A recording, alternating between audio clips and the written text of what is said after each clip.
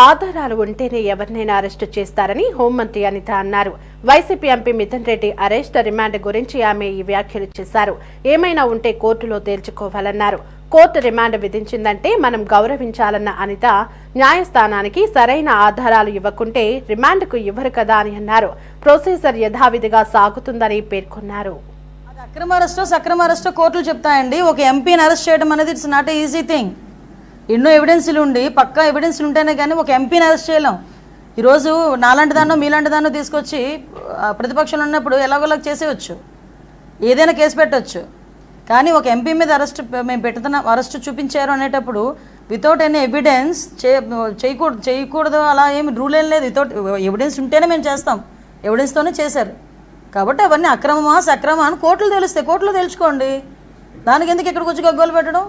రాష్ట్ర ప్రభుత్వం అండి, ఇక్కడ ఎన్డీఏ కూటమి అండి. వితౌట్ ఎనీ ప్రికాషన్స్ అవన్నీ తీసుకోకుండానే ఎవరు చేయరు కదా. మీ యాజ్ పర్ రూల్ ఈరోజు అన్ని రిమాండ్ ఇచ్చారంటేనే, కోర్టు రిమాండ్ ఇచ్చిందంటే కోర్టు ఆదేశాలను గౌరవించాలి. మనం కోర్టు ఆదేశాలను గౌరవించాలి అనుకుంటే కోర్టు అన్నీ సక్రమంగా ఉంటేనే కదా, వాళ్ళ ఫైలింగ్ అంతా సక్రమంగా ఉంటేనే కదా రిమాండ్ కూడా ఇచ్చేది.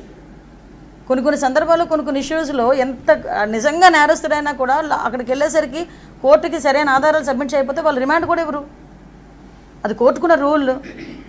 ఇప్పుడు మీరు అన్నట్టు ఏదో ఫైల్ అవి ఏమి తేల్చేసారని చెప్పి తేలిపోలేదు. ఏమి అండర్ గోయింగ్ వెళ్తున్నది ప్రొసీజర్ అంతా